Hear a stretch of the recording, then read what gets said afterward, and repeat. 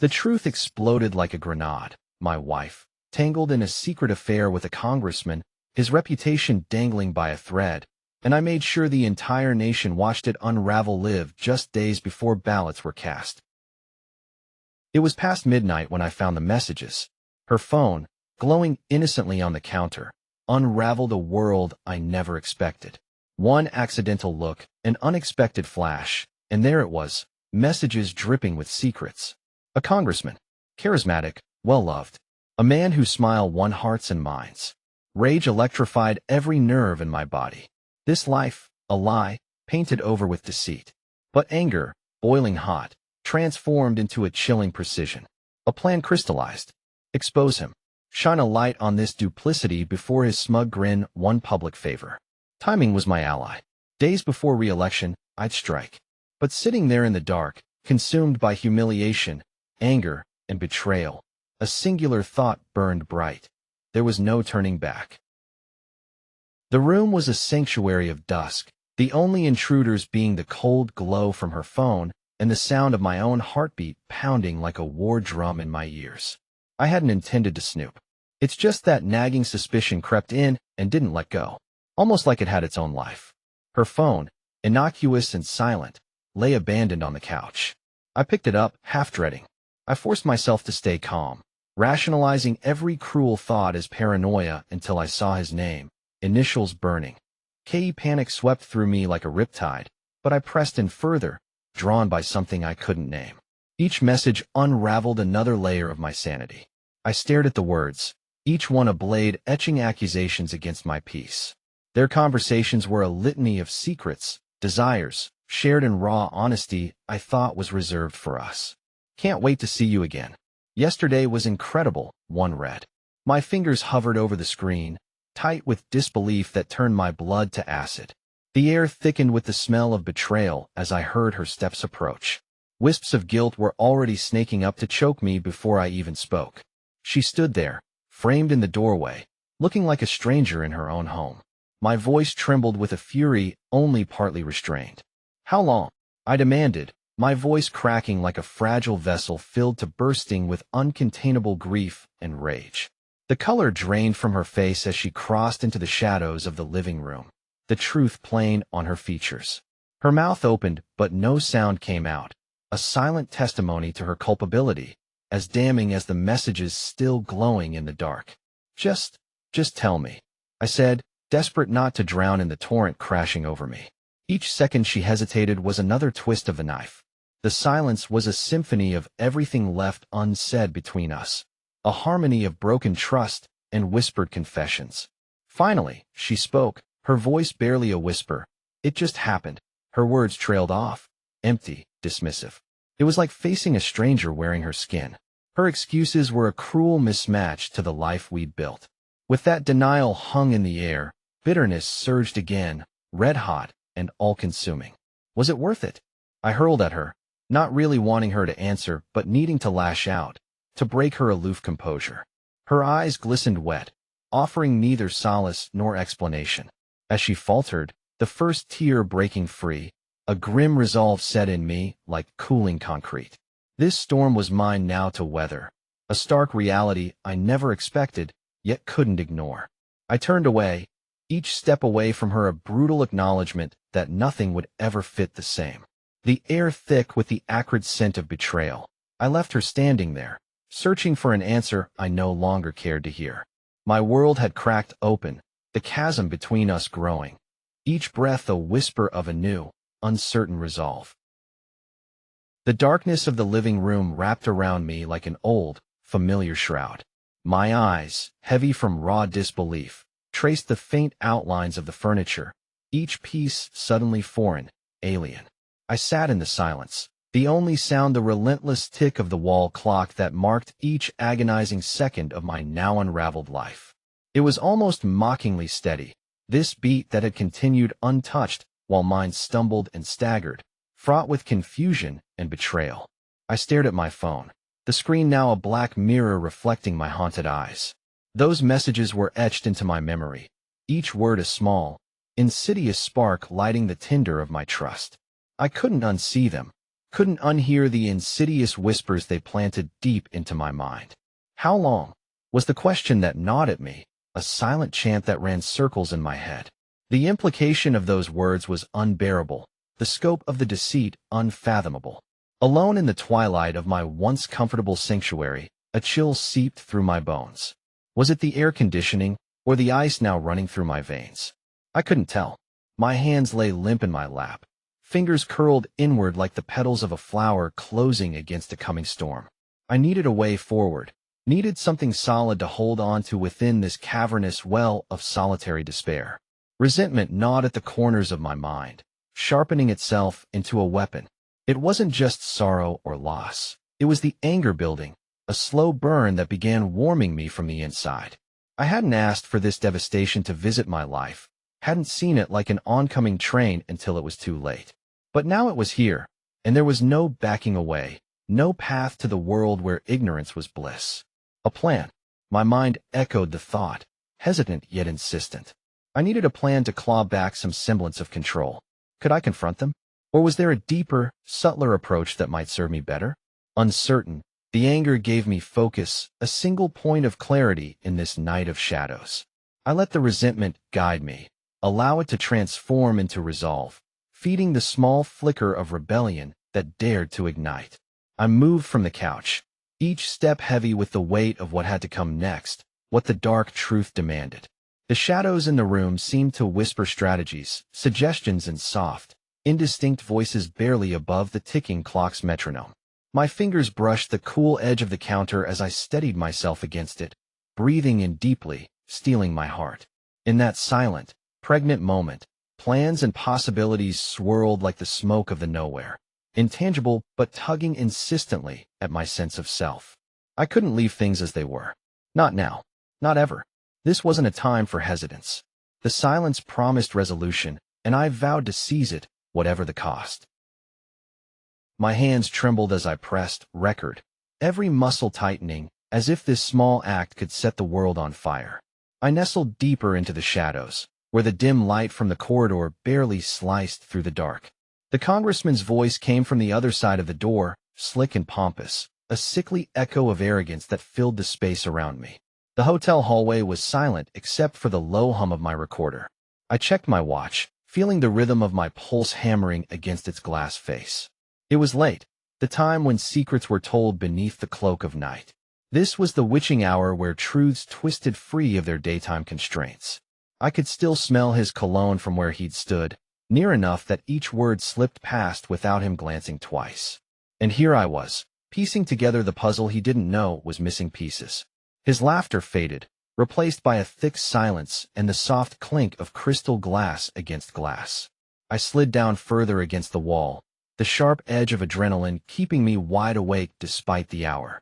The congressman's office had been a treasure trove earlier, ledgers, emails, and memos, each more incriminating than the last. The muffled conversation I was capturing now was just one more thread to weave into my tapestry of truth.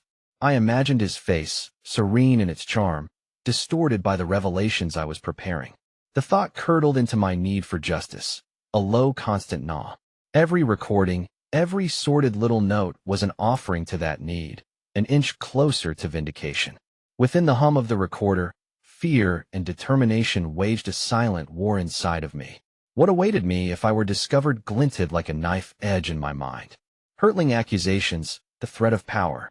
Yet, even as fear's heat radiated closer, it was outmatched by an icy resolve, a steely core within me hardened by betrayal and moral outrage.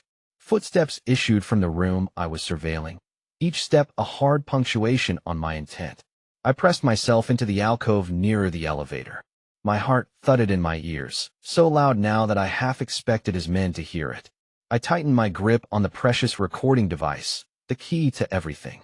As the elevator chimed open, I slipped inside, ready to disappear into the night's frigid embrace.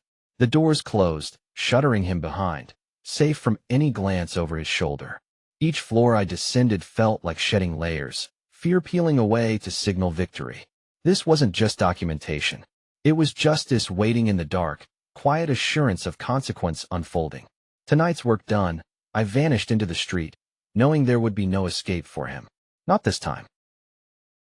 The air feels charged, heavy with unspoken tension, as I step into the dimly lit newsroom. A cacophony of clicks and murmurs surrounds me, but it all fades into the background. My eyes lock onto James, hunched over his desk, the glow of his computer screen casting a blue tint on his focused face. I hesitate for a moment, the weight of what I'm about to do pressing on my chest. But each breath steals my resolve. This is the only way. James looks up as I approach, his expression shifting from fatigue to curious concern. "Hey, man," he says, trying to read the gravity in my eyes. I gesture for him to follow me to the break room, somewhere quiet where nobody will eavesdrop. The air tastes stale in here, and the faint hum of the vending machine fills the silence. I turn to face him. I can feel my heart pounding in my ears. "I need your help." I start, my voice barely steady. "It's about Claire." Just saying her name out loud hits me like a punch to the gut, the betrayal still raw. James crosses his arms, leaning against the faded green wall. "What's going on?" he asks, his brow furrowing. I can't hold back any longer. I spill the words out, laying everything bare: her affair, the lies, the aching months of suspicion turned realization. His eyes widen, barely concealing his shock, but he keeps his gaze steady on mine. Then I reveal the plan. How I want to expose everything publicly, make it impossible for her deceit to stay hidden any longer. I see a flash of disbelief cross his face. "You're playing with fire," he says, his voice barely above a whisper, as if even the walls have ears. His eyes hold a mix of fear and admiration. But damn, what a way to burn it all down. The realism of his words hits me harder than I expected. I know, I admit, the enormity of the scheme soaking into every syllable. If this goes wrong, James cuts me off, nodding slowly. "I get it. But if this is what you're sure about, I'll help." "You've got to be sure." I swallow, feeling a mix of relief and anxiety that he's on board. We sit and plunge into the details. Timing, how the footage can be aired without a trace back to us, the legal mines will have to dodge. With each step, my determination grows, but so does the thread of doubt snaking beneath my resolve. The tension in the room is electric. We're tiptoeing over something bigger than both of us can fully grasp. But in this moment, there's a clarity between friends more profound than the chaos waiting to engulf us. As we finalize the plan, I can see the same fire in James's eyes reflected in my own, one that matches the inferno I hope this will ignite. Bold and reckless on paper, this plan seemed like madness in the quiet hours before dawn. My eyes are gritty, aching with the weariness of sleepless nights stretched too thin. My fingers tap a restless rhythm on the kitchen countertop as I stare into the depths of a cold, untouched coffee. The specter of election day looms large, a hulking shadow stretching over me, squeezing the breath from my lungs and filling the room with a thick, oppressive silence. Seconds tick by like a drumbeat in my chest, each thud syncopated with the tension tightening across my shoulders, a relentless metronome marking time's inexorable march forward. I push the mug away and step to the window, pulling the curtain aside a fraction to peer into the pale light of dawn. The world outside is still asleep, innocent and unaware of the turmoil churning inside me. Every fiber of my being twists and tangles, caught in the grinding mesh of doubt and determination. My mind ricochets through the memories of whispered conversations, secret meetings cloaked in the dingy half-light of dim bars, each word collected like a stone in the growing pile of promises and secrets. Could I really stand against them? My heart quivers at the thought, a bird thrown against the bars of its cage, desperate in its fluttering. But silence isn't an option. Even now, the weight of expectation presses heavy on my shoulders, a collision of hope and fear stewing in my belly. I imagine their faces, friends, family, strangers who might see this unfold, all those counting on me to be the voice they cannot summon. My reflection in the glass is almost a stranger, eyes creased with exhaustion, the line of my mouth drawn tight and thin, echoing the worry that clings tightly beneath my skin. In another moment, I'm anchored back in the kitchen, the floor cold beneath my feet. I feel the presence of the mountain I'm about to climb. Its roots stretch deep, entrenched in tradition and power, a behemoth bred by time and authority. But here I stand, enmeshed in its shadow, ready, almost alarmingly so, to challenge its dominion with the only weapon I've got, truth. An exhale shudders free, a whisper to the encroaching dawn, its fragile promise buoying me past the fear. The countdown wraps tighter around my thoughts as I move mechanically, pulling on clothes, gathering notes, the ritual of preparation somehow steadying my resolve. Each tick of the second hand on my watch pulses with meaning, a reminder of the precipice I toe with hope and trepidation glued to my skin. Courage burns in my chest, a stubborn flame illuminating the path just enough to push forward despite the encroaching sea of what-ifs lapping at my ankles. As the sun inches over the horizon, my world shifts too, nudging me toward the day as the countdown continues. Here, ingrained in my pulse, charging my veins with an intoxicating blend of fear and the thrill of impending defiance. The moment I stepped into the studio, those glaring lights hit me like a wall of heat. Each bulb felt like a judgmental eye, burning through the facade I'd worn for so long. My heart was a caged animal, thrumming wildly against its confines, each beat a reminder of the truth I'd come here to unleash. The lobby air hummed with a buzz I knew wasn't just the machinery, but a vibrating tension woven through my very nerves. The receptionist barely glanced up, her bland smile juxtaposed with the battlefield raging inside me. My hands were damp, clenched into fists to quash the shaking. As I moved toward the studio door, the floor seemed to tilt beneath my feet, like walking onto a ship caught in the throes of a storm, and I was the storm. "Are you ready?" A voice pulled me back. Karen, my producer, stood by the door, her brow creased with concern or maybe fear. It was hard to tell. I nodded, swallowing down the lump that threatened my resolve. The word "ready" caught in my throat, almost a question, but enough to let her know I wasn't backing down. The waiting room smelled faintly of cheap coffee and something metallic. I glanced at the monitor showing the broadcast feed, smiling faces reading scripted lies, but I knew the smile would shatter soon. Adrenaline surged through me, weaving a tight coil in my gut, each twist a promise and a warning. I was about to rip apart a carefully constructed world. Inside the studio, the environment changed, cooler, quieter, a temple of false narratives I was ready to overturn. The host, a polished figure of calmness and control, flashed a smile so bright it hurt to look at. My seat was across from him, empty yet heavy with expectation. As I settled into it, the enormity of what I intended to do wrapped itself around me like a shroud.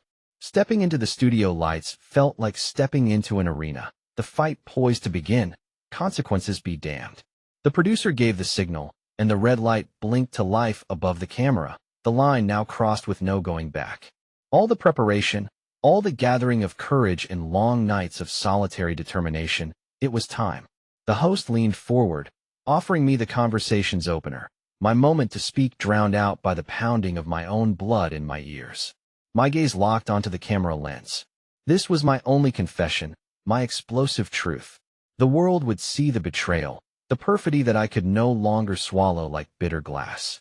Could they hear what echoed within me? But it no longer mattered. The words came, and with them, the silence of years shattered like fragile ice under a storm, the world's gaze falling on the wreckage as my soul burned with release. The bright stage lights bore into me with an unforgiving intensity, heat wrapping around my throat like a tightening noose.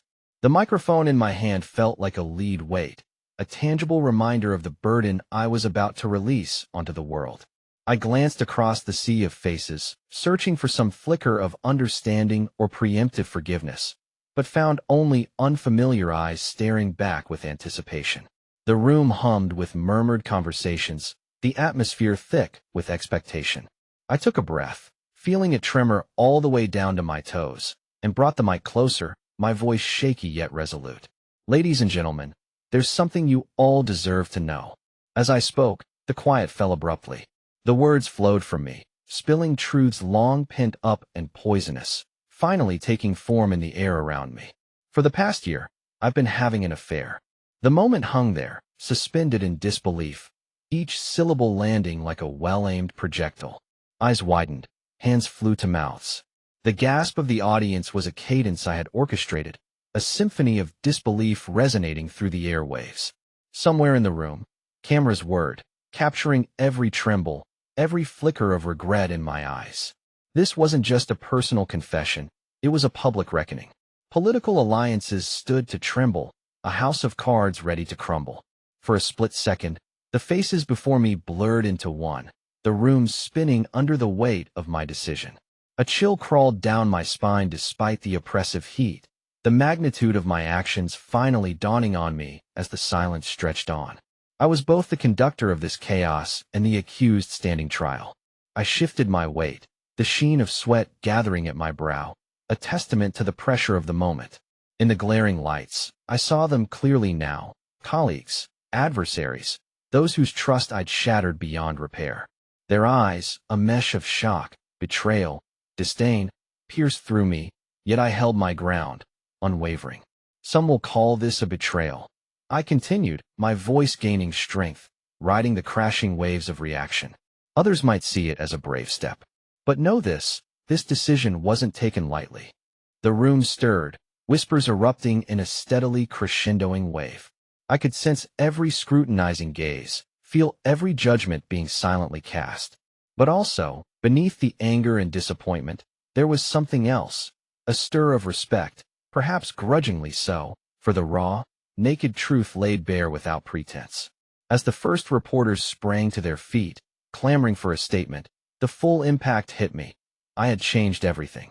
Not just the public perception, but the course of countless lives intersecting with mine. As the questions bombarded me, I knew I'd set foot on an irrevocable path, one where the ground could shift beneath me at any moment. There was no turning back now, only moving forward into a future forever altered by the truth. Reporters shouted questions at me, their cameras capturing more than just a story. They captured an unraveling life. Flashes of light assaulted my eyes, each click a reminder of what I'd let slip through my fingers. Faces blurred into a sea of intent, their mouths moving like silent specters in a pantomime I no longer belonged to. I took a breath, trying to steady myself against the tide of bodies pressing against the ropes. The sound was a cacophony, voices shouting my name, asking questions I had no answers for, and yet each one landed heavily, like a punch to my gut. Behind their expressions was a hunger for something more than just the tale itself. They wanted blood. My blood. I forced my gaze downward, trying to find solace in the mere act of breathing. In, out. Though it felt like I was drowning in a maelstrom of regret. I could feel a trickle of sweat glide down the back of my neck, ignored by the adrenaline that prickled my skin with 1,000 tiny needles. Why did I think this would be different? That I could emerge from this unscathed? As if the truth would somehow set me free. But the truth had chained me tighter to its reckless, unwavering path. I felt a hand on my shoulder, pulling me back to the present, a steadying force that penetrated the chaos. I turned, my heart a thundering drum in my chest, and met the eyes of my closest friend. A silent understanding passed between us, their grip a lifeline in a hurricane of scrutiny. "They're never going to let it go," I said, my voice low, the words barely escaping my lips amidst the din. "They won't," they agreed quietly, and their voice was a balm against my frayed nerves. "But you knew that, didn't you?" "Yeah, maybe I did." That didn't make facing it any easier. I nodded, accepting a truth as bitter as any I'd confessed. I pushed forward, my steps mechanical as I tried to ignore the deluge of accusing eyes. Cameras continued to click, those little apertures capturing each falter, each quiver of my resolve. The world felt surreal, the adrenaline divorced from any sense of calm or reason. Every step away from the chaos only tightened the knot in my chest, forcing me to confront the reality I had set into motion.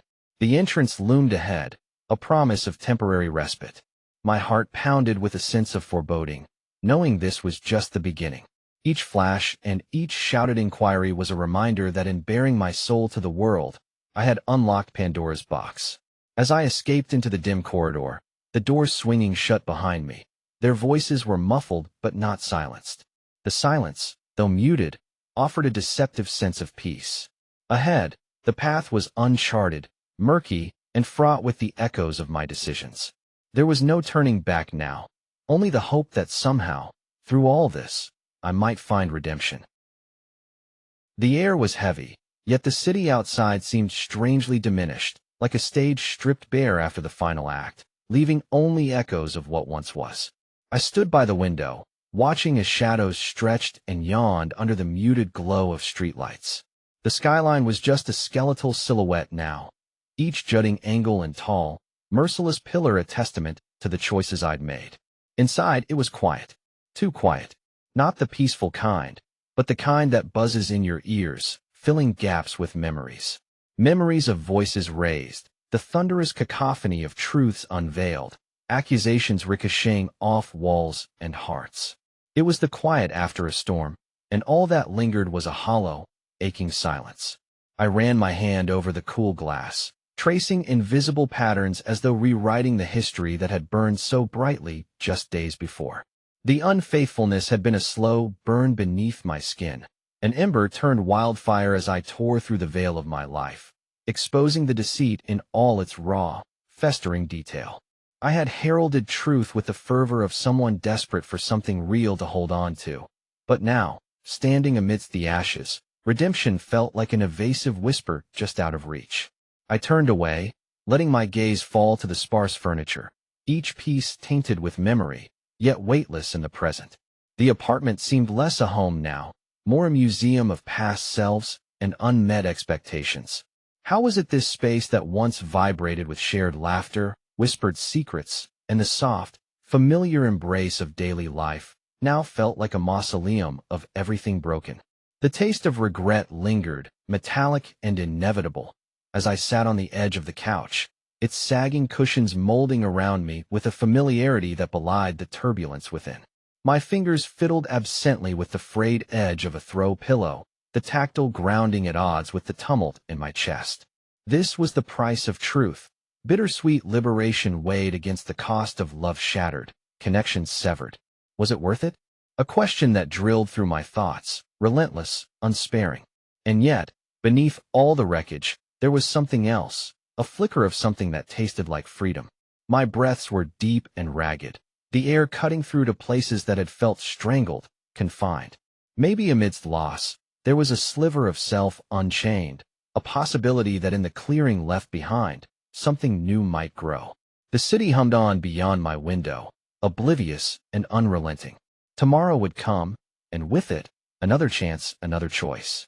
And maybe this time, I'd walk through the chaos not as a victim of circumstances, but as someone who, finally, held the reins of their own design.